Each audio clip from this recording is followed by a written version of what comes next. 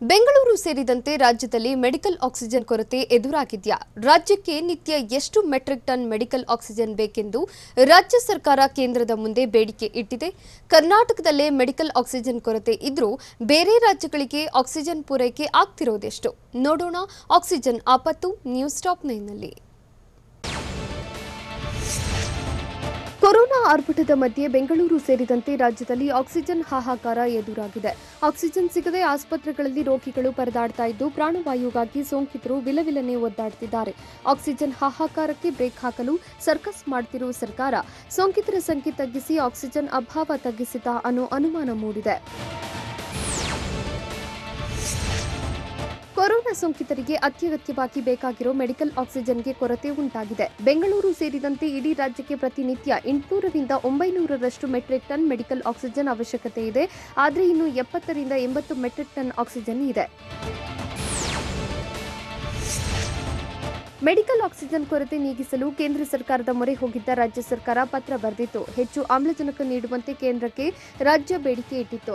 ತಜ್ಞರು ಮತ್ತು ಸದ್ಯದ ಪರಿಸ್ಥಿತಿಯನ್ನಾಧರಿಸಿ ಪ್ರತಿನಿತ್ಯ 1471 ಮೆಟ್ರಿಕ್ ಟನ್ ಆಕ್ಸಿಜನ್ ಬೇಕೆಂದು ಕೇಂದ್ರಕ್ಕೆ ಡಿಮ್ಯಾಂಡ್ ಇಟ್ಟಿತ್ತು. ಹೀಗಿದ್ರೂ ರಾಜ್ಯದಲ್ಲಿ ಆಕ್ಸಿಜನ್ ಸಮಸ್ಯೆ ಮಾತ್ರ ನೀಗಿಲ್ಲ.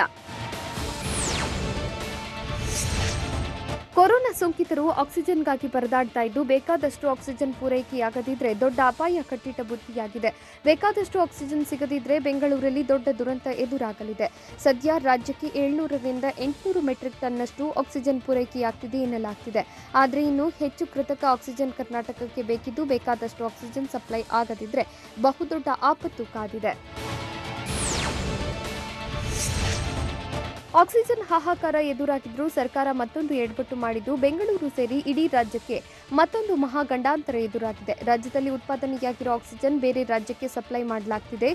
ರಾಜ್ಯದಿಂದ ತೆಲಂಗಾಣಕ್ಕೆ 145 ಮೆಟ್ರಿಕ್ ಟನ್ ಆಕ್ಸಿಜನ್ ಸಪ್ಲೈ ಆಗ್ತಾ ಇದ್ದು ಆಂಧ್ರಕ್ಕೆ 63 ಮೆಟ್ರಿಕ್ ಟನ್, ಮಹಾರಾಷ್ಟ್ರಕ್ಕೆ 40 ಮೆಟ್ರಿಕ್ ಟನ್ ಪೂರೈಕೆ ಮಾಡ್ತಾ ಇದೆ.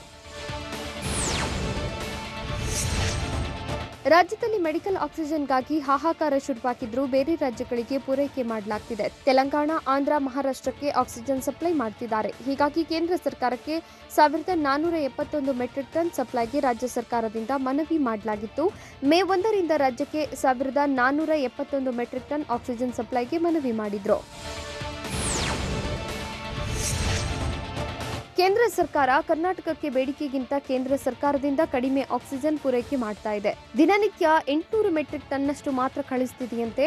1200 ಮೆಟ್ರಿಕ್ ಟನ್ ಆಕ್ಸಿಜನ್ ಪೂರೈಕೆಗೆ ಕೇಂದ್ರಕ್ಕೆ ಹೈಕೋರ್ಟ್ ಆದೇಶ ಮಾಡಿತ್ತು. ಹೀಗಿದ್ರೂ ರಾಜ್ಯಕ್ಕೆ ಕಡಿಮೆ ಆಕ್ಸಿಜನ್ ಪೂರೈಕೆ ಮಾಡ್ತಾ ಇದ್ದು ಸೋಂಕಿತರು ಆಕ್ಸಿಜನ್ಗಾಗಿ ಪರದಾಡುವಂತಾಗಿದೆ. ರಾಜ್ಯದಲ್ಲಿ ಉತ್ಪಾದಿಸುವ ಆಕ್ಸಿಜನ್ ಇಲ್ಲೇ ಬಳಕೆಗೆ ಕೇಂದ್ರ ಸರ್ಕಾರ ಒಪ್ಪಿಗೆ ನೀಡುವ ಸಾಧ್ಯತೆ ಇದ್ದು 2 ದಿನಗಳಲ್ಲಿ ಕೇಂದ್ರ ಅಧಿಕೃತ ಆದೇಶ ಹೊರಡಿಸುವ ಭರವಸೆ ಇದೆ. ಜೊತೆಗೆ ರಾಜ್ಯಕ್ಕೆ ಇನ್ನೂ ಹೆಚ್ಚಿನ ಆಮ್ಲಜನಕ ನಿಗದಿಗೊಳಿಸುವ ನಿರೀಕ್ಷೆ ಇದೆ. ರಾಜ್ಯದಲ್ಲಿ ಉತ್ಪಾದನೆಯಾಗುವ ಆಕ್ಸಿಜನ್ ಇಲ್ಲೇ ಬಳಕೆಗೆ ಕೇಂದ್ರ ಸಚಿವರಾದ ಪಿಯೂಷ್ ಗೋಯಲ್, ಪ್ರಹ್ಲಾದ್ ಜೋಶಿ, ಸದಾನಂದ ಗೌಡ ಜೊತೆ ರಾಜ್ಯ ಸರ್ಕಾರ ಮಾತುಕತೆ ನಡೆಸಿದ್ದು ಹಲವು ಬಾರಿ ಪತ್ರಗಳನ್ನು ಬರೆದಿದೆ.